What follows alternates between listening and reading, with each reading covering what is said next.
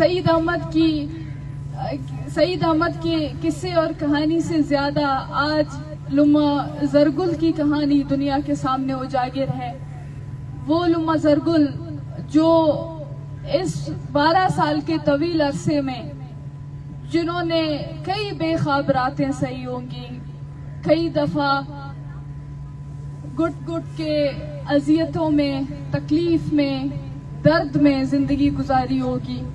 کئی دفعہ مایوسی، کئی دفعہ بے بسی کا مظاہرہ کیا ہوگا. لیکن کس طریقے سے اس ماں نے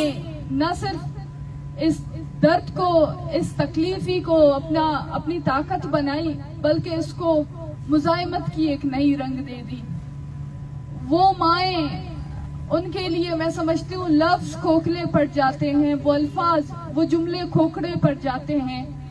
جہاں پہ وہ متواتر اپنے ان گمشدہ بچوں کی بازیابی کے لیے سڑکوں پر نکلتے ہیں. جو جدوجہد کوئی نہیں کر سکتا، وہ جدوجہد یہ مائیں کر رہی ہیں، وہ جدوجہد یہ بہنیں کر رہی ہیں اپنے ان گمشدہ بیٹوں کے لیے، ان گمشدہ بھائیوں کے لیے جن کا کوئی پتہ نہیں ہے کہ وہ کہاں ہیں،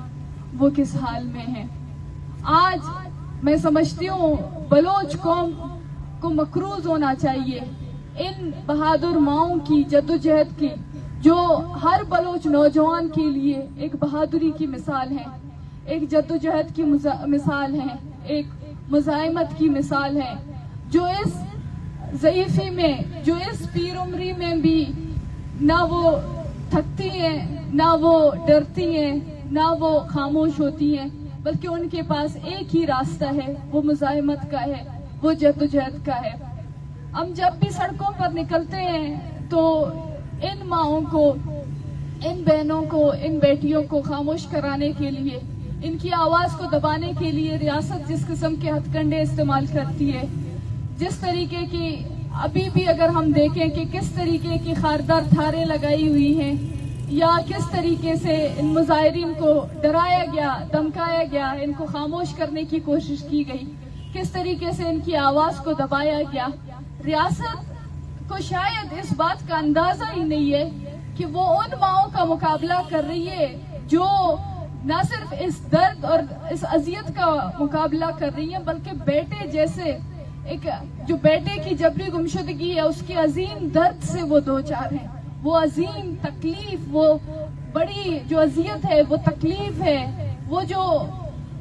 جس کے احساس ترجمانی نہیں کر سکتے، جن کے الفاظ ترجمانی نہیں کر سکتے ہیں، وہ اس درد کو، اس تکلیف کو سہ رہی ہیں جس کی نہ کوئی وقت ہے، نہ کوئی کیفیت ہے، جس میں اگر آپ اٹھتے ہیں، بیٹھتے ہیں، سوتے ہیں، جاگتے ہوئے آپ اس درد کو، اس تکلیف کو سہ رہے ہیں.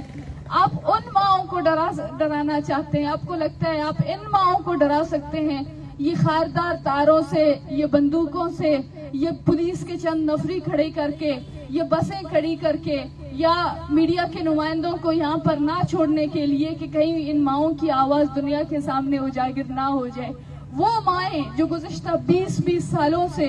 وہ مائیں جو گزشتہ 16 سالوں سے صرف متواتر جود مسلسل کی علامت بن چکی ہیں، ان ماؤں کو آپ کیسے ڈرائیں گے؟ ان ماؤں کے پاس ڈرنے کی آپشن ہی نہیں بچی ہے. وہ مائیں، ان کے پاس ابھی وہ اس ڈر کو بھی ڈراتی ہیں. جس اذیت کے ساتھ، جس بہادری کے ساتھ، جس عزم کے ساتھ یہ مائیں اپنی جدوجہد، اپنی اس درد کی، اس تکلیف کی ترجمانی کرتی ہیں، وہ اس کا دنیا کے سامنے یا دنیا کی کسی کتاب کے سامنے وہ درد، وہ تکلیف آپ اس کا اندازہ نہیں لگا سکتے. یہ مائیں، یہ بہنیں، یہ بیٹیاں بلوچستان کی ان لازوال قربانیوں میں شمار ہیں. ان کی جدوجہد جو میں سمجھتی ہوں کہ جب بھی بلوچستان کی تاریخ کی، جب بھی بلوچستان کی ثقافت کی، جب بھی بلوچستان کی مزاحمت کی قربانیوں کا باب کھلے گا، وہاں پہ یہ مائیں، یہ بہنیں، یہ بیٹیاں، وہاں پہ وہ ان کی کہانیاں ہوں گی، ان کی داستانیں ہوں گی. سعید احمد بلوچ ایک نوجوان جس کو آج سے 12 سال پہلے اٹھایا گیا، جبری طور پر لاپتہ کیا گیا. سعید احمد ایک پولیس آفیسر ہے، پولیس کے اہلکار ہے. وہ پولیس جس کو عام طور پر اس کے بارے میں یہ خیال ہے کہ وہ دوسروں کو تحفظ دیتی ہے، وہ شہریوں کو تحفظ فراہم کرتی ہے، وہ پولیس والا بلوچستان میں خود محفوظ نہیں ہے، وہ پولیس والا گزشتہ 12 سالوں سے پاکستان کے اذیت خانوں میں قید زندانوں میں بند ہے۔ اگر ہم اس ریاست سے توقع کریں تو ہم کیا توقع کریں؟ ہم کس چیز کی توقع کریں؟ ریاست ان لوگوں پہ الزام لگاتی ہے کہ وہ لوگ بلوچستان کے مخالف ہیں یا وہ ریاست مخالف نعرے لگاتے ہیں۔ ابے آپ خدا کے انسان، خدا کے بندے، آپ اس سعید احمد کے کیس کے اوپر آپ کیا کہیں گے؟ وہ سعید احمد جو آپ کا ملازم ہے، جس کی ذمہ داری یہ ہونی چاہیے تھی کہ وہ دوسرے شہریوں کی تحفظ کرے، وہ سعید احمد گزشتہ 12 سالوں سے لاپتہ ہے۔ ہماری جدوجہد، ہماری یہ